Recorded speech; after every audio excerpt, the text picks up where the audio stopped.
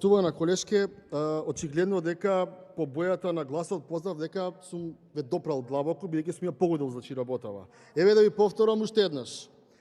Кога зборуваме за морал, јас ви кажувам, морално ли е со гласовите на опозицијата 4 пратеници да ги земете кај вас и да имате продолжеток на влада?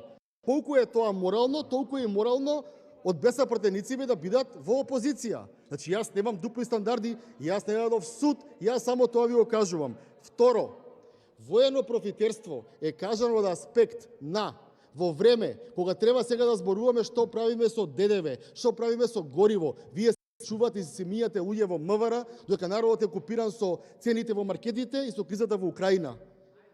Тоа е тоа што ви го зборувам. Немате сенс за потребите на граѓаните, немате сенс за потребите на обичниот човек. И на крај, бидејќи немам време, академија, да, заради тоа што порано беше 90% објективност, тестови ги си полагаш ако сакаш да бидеш судија обвинител, а сега го правите 50-50 да биде човечки фактор. За тоа е блокиран законот.